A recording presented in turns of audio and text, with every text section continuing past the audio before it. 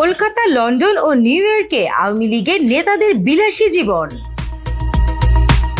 ছাত্র জনতার অভ্যুত্থানে ক্ষমতা আর প্রচন্ড দাপট হারালেও বিদেশে বসে বিলাসী জীবনযাপন করছেন আওয়ামী লীগের পলাতক সাবেক মন্ত্রী, সংসদ সদস্য ও কেন্দ্রীয় অনেক নেতা। কলকাতা থেকে আওয়ামী লীগের বিভিন্ন পর্যায়ের নেতাকর্মীরা জানিয়েছেন, ছাত্র জনতার অভ্যুত্থানের সময় বিভিন্ন হত্যাকাণ্ডের মামলার আসামি এসব পলাতক নেতারা বিদেশে আয়েশি ভাবে থাকছেন। কোনো কিছুরই অভাব নেই সেখানে। গাড়ি, বাড়ি, ব্যক্তিগত কর্মী, ব্যক্তিগত চিকিৎসক থেকে শুরু করে নিরাপত্তা রক্ষী নিয়ে থাকছেন তারা। আওয়ামী লীগের সাধারণ সম্পাদক ও সাবেক সড়ক পরিবহন ও সেতু মন্ত্রী ওবায়দুল কাদের থাকছেন কলকাতার অভিজাত রাজারহাট নিউ টাউন এলাকায়।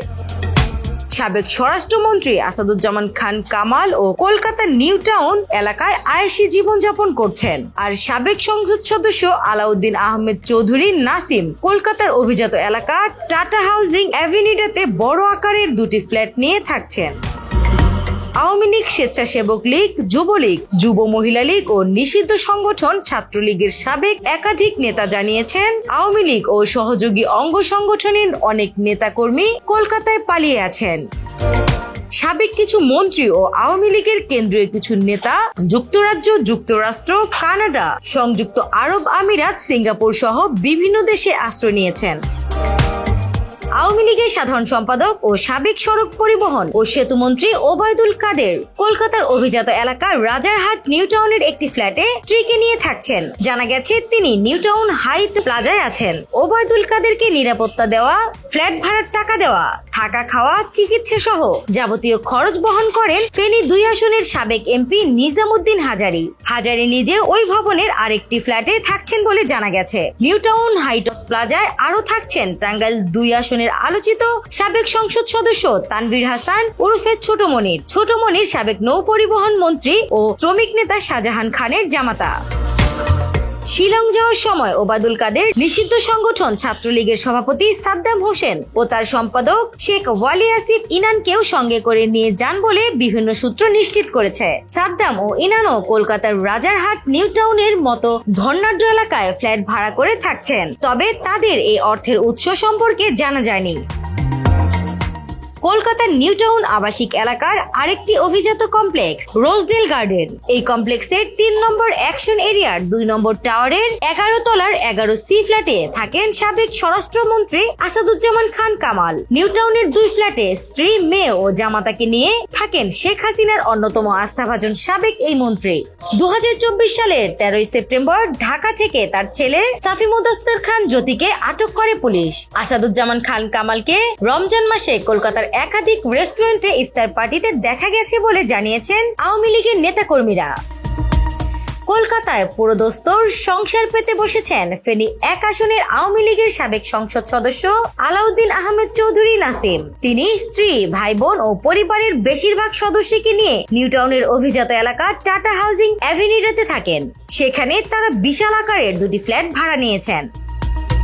আওয়ামী লীগের সভাপতি মণ্ডলীর সদস্য জাহাঙ্গীর কবির নানক পূর্ব কলকাতার সল্টলেকের একটি অত্যাধুনিক কমপ্লেক্সের ফ্ল্যাটে ভাড়া থাকেন। স্বয়ংক্রিয় ব্যবস্থা আর অত্যাধুনিক সুযোগ সুবিধা সম্পন্ন ওই কমপ্লেক্সে অনেক নামি দামি লোকজনও থাকেন। সাবেক পাট ও বস্ত্রমন্ত্রী নানকের সঙ্গে তার স্ত্রী, মেয়ে ও জামাতা থাকেন। আওয়ামী লীগের যুগ্ম সাধারণ সম্পাদক ও সাবেক সংসদ সদস্য আফম বাহাউদ্দিন নাসিম স্ত্রীকে নিয়ে থাকছেন কলকাতার আরেকটি আবাসিক এলাকা তফসিয়ায়। আওয়ামী লীগের প্রভাবশালী নেতাদের মধ্যে শেখ ফজলুল করিম সেলিম, শেখ হেলাল উদ্দিন ও তার ছেলে শেখ তন্ময়, নসরুল হামিদ বিপু, অসীম কুমার উকিল ও তার স্ত্রী অধ্যাপক অপু উকিল, যশোরের সাবেক এমপি শাহিন চাকলাদার, যুবলীগের সাবেক চেয়ারম্যান ওমর ফারুক চৌধুরী সহ অনেকেই কলকাতা সহ ভারতের বিভিন্ন স্থানে অবস্থান করছেন। সাবেক শিক্ষামন্ত্রী মহিবুল হাসান চৌধুরী নওফেল কলকাতায় ভাড়া বাসায় থাকছেন। আওয়ামী লীগের যুগ্ম সাধারণ সম্পাদক মাহবুব উল আলম হানিফ দিল্লিতে অবস্থান করছেন। সেখানকার একটি হাসপাতালে তার স্ত্রীর চিকিৎসা চলছে। শেখ হাসিনার বিতর্কিত প্রতিরক্ষা উপদেষ্টা তারিক আহমেদ সিদ্দিক কলকাতায় অনেকটা লোকচক্ষু আড়ালে থাকেন বলে জানা গেছে। ভারতে নিজের বাড়িতে থাকছেন আওয়ামী লীগের নেতা আবুল হাসনাত আব্দুল্লাহ ও তার ছেলে বরিশাল সিটি কর্পোরেশনের সাবেক মেয়র শেরনিয়াবাদ সাদিক আব্দুল্লাহ। অন্যদিকে সাবেক চিফ হুইপ নুরি আলম চৌধুরী লিটন ও তার ভাই যুবলীগের নেতা নিক্সন চৌধুরী থাকছেন কলকাতায়। তবে নিক্সন চৌধুরী কলকাতা থেকে ভারতের বিভিন্ন রাজ্যে আসা যাওয়া করেন।